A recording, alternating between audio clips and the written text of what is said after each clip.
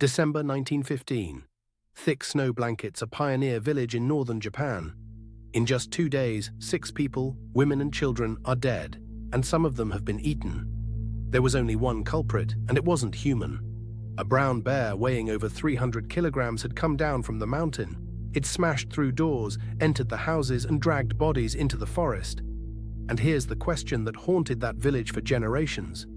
Why did this bear, out of thousands, stop fleeing from humans and start hunting them, one after another, without fear? Because what they found when they finally cut it open was even more disturbing than they imagined. Let's go back to the beginning. Sankabetsu on Hokkaido, the northernmost island of Japan.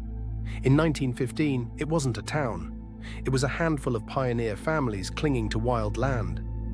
In mid-November 1915, an Azo brown bear appeared at the home of the Ikeda family, in a small pioneer settlement about 11 kilometers inland from Hokkaido's west coast, where wild animals wandering in was common. That first time, almost nothing happened.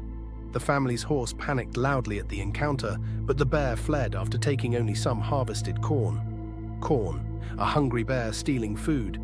Nothing to alarm people used to living in the mountains. But the bear came back, and this is where everything starts to go wrong. On November 20th, 1915, the bear reappeared. Worried about the horse's safety, the head of the Ikeda family called his second son, Kametaro, and 2 Matagi, specialized winter hunters.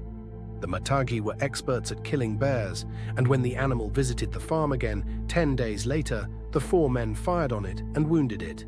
They wounded it, but they didn't kill it, and this is key, because now they had a massive bear, injured by humans, and on the loose. Notice the detail. A brown bear in the middle of December should be hibernating. This one wasn't. Between December 9th and 14th, 1915, a brown bear woke early from hibernation and terrorized the local population for 5 days. A 300-kilogram predator, awake when it shouldn't be, wounded, in a village full of food and people. What comes next is the worst part. December 9th, the men of the Ota household are away, building a bridge. Left in the house are a woman and a child. Saburo's wife, Mayu, aged 34, and Mikio Hasumi, aged 6, who was in the care of the Ota family, had stayed behind. The bear got in. I'll tell this with respect for the victims, without dwelling on the horror.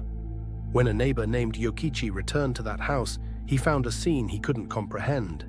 Yokichi, who had come back to collect a baby, saw Mikio from behind and approached, thinking the child was dozing, only to find the boy's body covered in blood.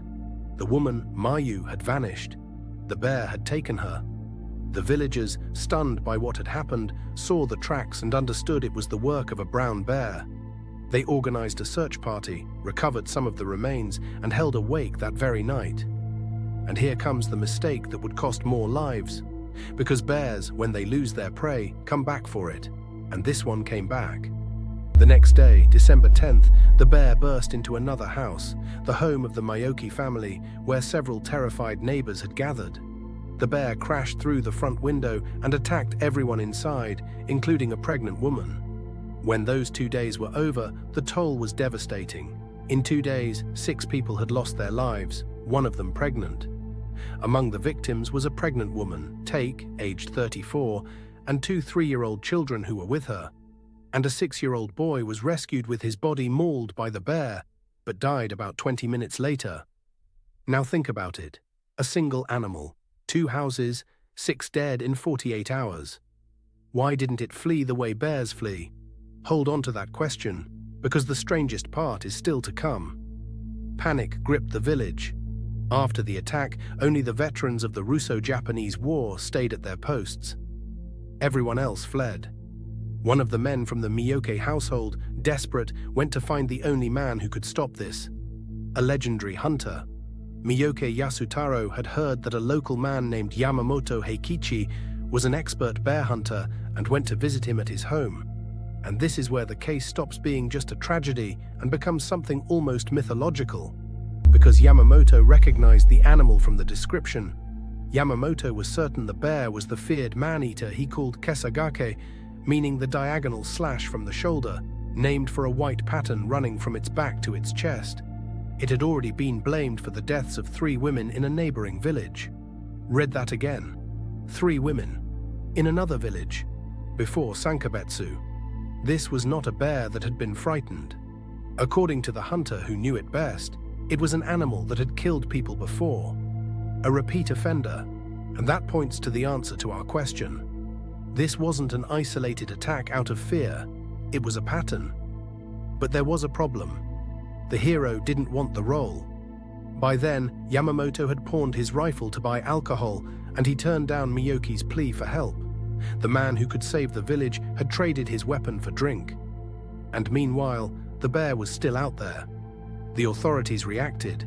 2 days later, a government team of marksmen was formed, and after some persuasion, it finally included Yamamoto Heikichi, all determined to hunt down and kill the bear terrorizing the region. But finding Kesagake was another matter. On December 13th, it eluded them again, and this time it proved something that chills the blood. It no longer feared anything. On December 13th, the bear Kesagake invaded the Ota family home once more, took all their food reserves, and then raided 8 other houses before returning to the mountain. 8 more houses, a bear strolling through a human village as if it were its own territory. The guards posted at a bridge that night saw it. During the night of December 13th, guards stationed at a bridge detected movement and opened fire when the shadow didn't respond. Once again, the bear escaped, but the next morning they found bloodstains on the opposite bank. The bear had been wounded again, and still impossible to stop. The situation had become unbearable, and then, on December 14th, the man with the pawned rifle went into action.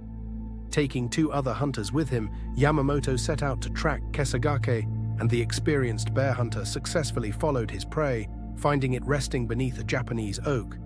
This is the moment. The hunter and the man-eater, face to face in the snow. He approached to within 20 meters of the bear and fired. The first shot struck its heart, the second its head. It was over. 5 days of terror ended with 2 shots. When they measured it, they understood why it had been so unstoppable. When they measured it, the bear weighed 340 kilograms and stood 2.7 meters tall. An enormous animal for its species. And now the answer to the question we started with. Because when they cut Kesagake open, they found the ultimate proof of what that bear was. A necropsy was performed, during which parts of its victims were found in its stomach. That was its secret. This was not a bear that attacked out of fear or by accident. It was an animal that had learned to see human beings as food.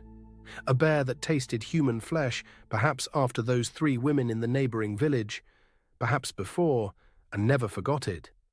Wounded, awake out of season, with no food on the snowy mountain, it came down for the easiest prey it knew, us.